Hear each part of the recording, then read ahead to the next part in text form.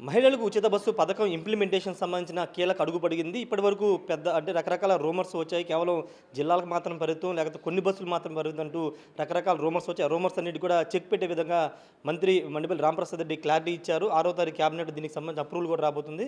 మంత్రి ఉన్నారు మాట్లాడదాం. సార్, ఇంతకుముందు చెప్పినట్టే చాలా రూమర్స్ ఇక్కడి నుంచి అక్కడి వరకు వీళ్ళకి మాత్రమే రకరకాల ప్రచారం జరిగింది. రాష్ట్ర వ్యాప్తంగా అందరూ తిరగొచ్చారు, మీకు క్లారిటీ ఇచ్చారు. ఏంటి సార్ విధి విధానం ఎలా ఉండబోతున్నాయి?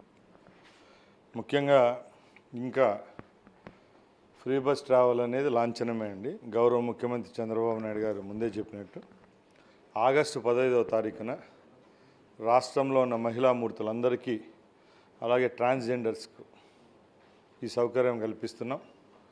దీనిలో కూడా రాష్ట్రంలో ఎక్కడైనా కూడా ఫ్రీ సర్వీస్ అందిస్తున్నాం. రెండవది 100 బస్సుల్లో ఎక్కువ సెగ్మెంట్ ఉన్న అంటే 74% సెగ్మెంట్స్ ఏవైతే బస్సులు ఉన్నాయో Palle Velugu, ultra Palle Velugu, express, metro express ఈ బస్సుల్లో కూడా ఈ సౌకర్యాన్ని కల్పించే సిటీ ఆర్డినరీ ఈ సర్వీసును ఈ బస్సుల్లో కూడా ఇచ్చేదానికి ప్రభుత్వం లాంఛనంగా నిర్ణయం తీసుకుంది. అంటే సార్ జనరల్గా చాలామంది అపోహ ఏంటంటే ఇప్పుడు నా హైదరాబాద్ వెళ్ళాలన్నా లేకపోతే చెన్నై వెళ్ళాలన్నా అది ఇంటర్ స్టేట్ కాబట్టి ఆ ఫెసిలిటీ ఉంటుందా? కేవలం మన రాష్ట్రం వరకు మాత్రమే బస్సు ఫ్రీ అనే పథకం ఉంటుందా? మన రాష్ట్రం వరకే ఈ సర్వీసు ఇవ్వడం జరుగుతుంది. పొరుగు రాష్ట్రాలు తెలంగాణ ఏ విధంగా వాళ్ళ రాష్ట్ర బోర్డర్ల వరకు ఇస్తున్నారో మనం కూడా మన రాష్ట్రం వరకే ఇస్తున్నాం. ఎవరైతే ఈ 2 రాష్ట్రాల మధ్య ట్రావెల్ చేసే ఎవరైతే ఉంటారో వాళ్లకు ఈ 2 రాష్ట్రాలు తీసుకున్న నిర్ణయాల వల్ల ఏ విధమైన సమస్యలు లేవనెత్తదని మేము అనుకుంటున్నాం. జనరల్గా ఇప్పుడు మహిళలు ఏం తీసుకెళ్ళాలి సార్? బస్సు ఉచిత బస్సు ప్రయాణం చేయాలంటే వాళ్ళు ప్రూఫ్ ఐడి ప్రూఫ్ ఏం తీసుకెళ్ళాలి? ముఖ్యంగా చాలామందికి మన రాష్ట్రంలో కానీ భారతదేశంలో కానీ అథెంటికేషన్ అంటే ఆధార్ కార్డు అంటాము. Aadhaar card, driving licence, pan card ఇవన్నీ అందుబాటులో ఉండే వాళ్ళకు ఎవరైనా ఈ సౌకర్యాన్ని ఉపయోగించుకోవచ్చు. అంటే మొత్తం ఎన్ని బస్సులను ఉపయోగించబోతున్నారు? రాష్ట్ర ప్రభుత్వ ఖజానా మీద ఎంత బడ్డెన్ పడబోతుంది? ఈ కేటగిరీలో సుమారుగా 6,700 బస్సులు వస్తాయండి. అంటే సుమారు ఉండే బస్సుల్లో 75% బస్సులు ఈ కేటగిరీకి కోవ కిందకి వస్తాయి.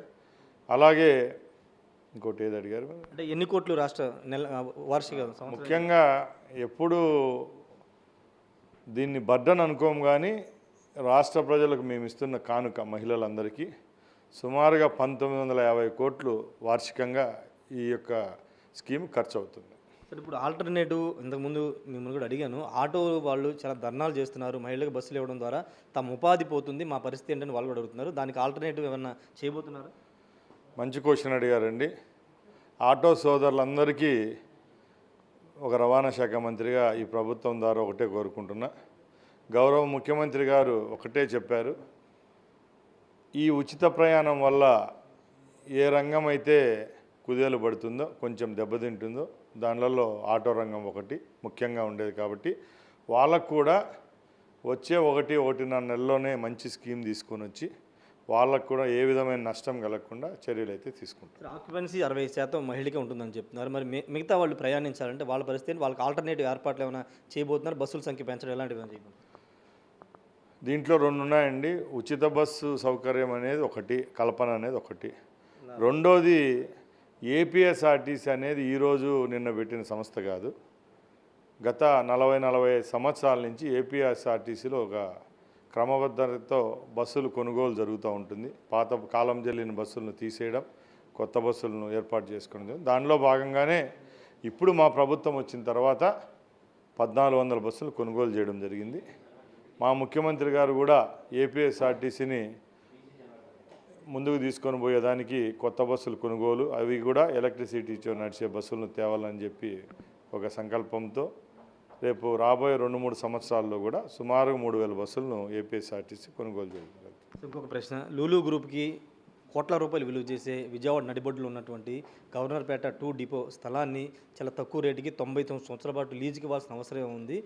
విజయవాడ చుట్టుపక్కల చాలా ప్రభుత్వ స్థలాలు ఉన్నప్పుడు అక్కడే మాత్రం ఎందుకు పెడుతున్నారు అనేది ప్రజా సంఘాలు, వామపక్ష పార్టీలు, లెఫ్ట్ అన్నీ కూడా డిమాండ్ చేస్తున్నారు. రెండోది ఆర్టీసీ కార్మికులు కూడా ఈ నిర్ణయాన్ని వ్యతిరేకిస్తున్నారు. ఏం చేయబోతున్నారు?